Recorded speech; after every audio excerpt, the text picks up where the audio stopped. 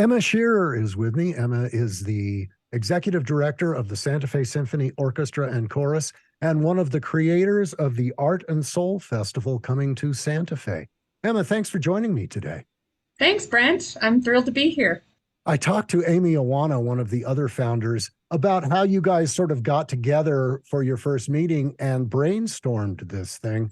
And there is so much going on, a variety of events, theater and comedy and art galleries. But what I'd like to talk to you about today is the classical music, because there is so much that goes on in this winter season and over the course of the festival. Yeah, well, and as you know, that's my bread and butter, and yours too.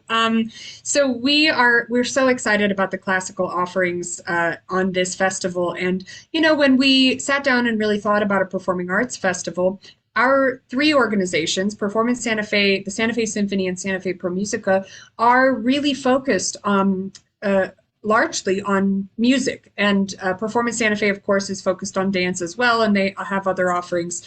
But classical music is something that we are really passionate about, and I, in particular, on behalf of the symphony. So we're just over the moon about all of the offerings, and I feel like the Art+sol Festival and the organizations, the musical organizations participating, are offering an amazing array of different classical music. So we start off the festival with Chatter. Chatter is an organization based in Albuquerque. As most folks know, they also perform in Santa Fe at Site Santa Fe. It's contemporary classical chamber music, and it is by and for musicians.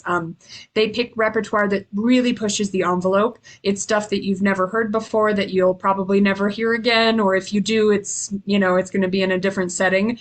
And as someone who's been to several of their concerts, it's just an amazing new way to look at classical music. So we start off the festival with Chatter. The next classical music offering will be the following day. The Dover String Quartet is performing at the Lenzik as a part of Pro Musica's season.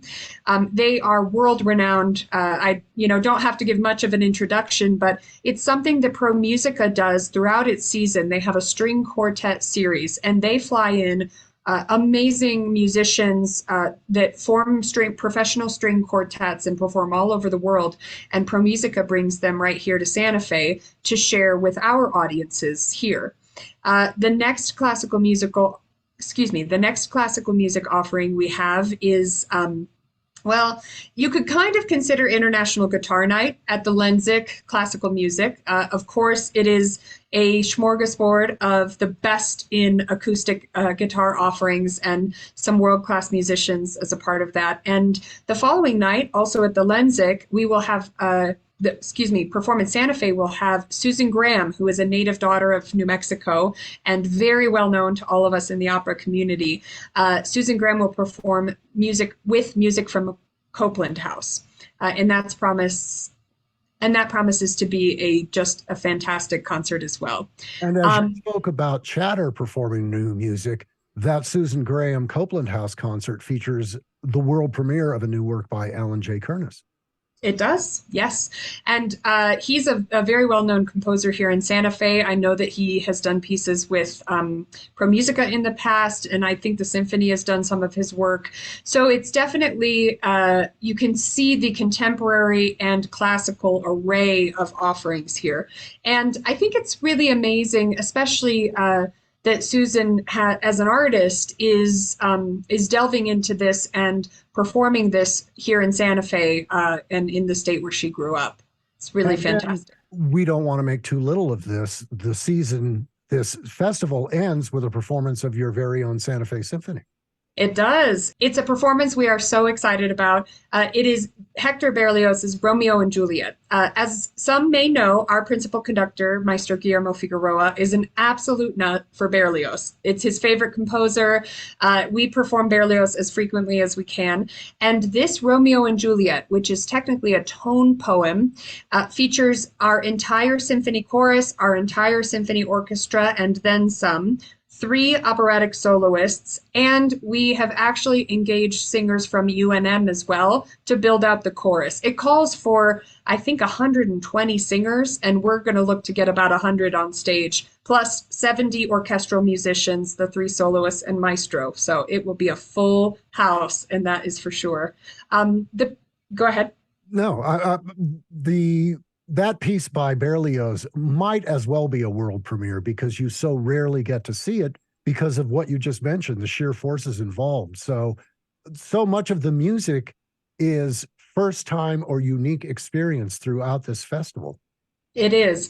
And I will say, you know, when Guillermo brought up this piece as a possibility, it's the sheer scope of it is something that only we could do here in Santa Fe. To have that many bodies on stage, to have that force of music playing.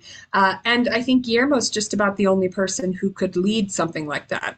I will also say that it is a concert that commemorates his 70th birthday and his 7th season with the Santa Fe Symphony. So it's a real anniversary celebration for us. And Guillermo will be giving a lecture on Berlioz and this piece the day before the concert. That's February 18th, 1 p.m. at the Cathedral.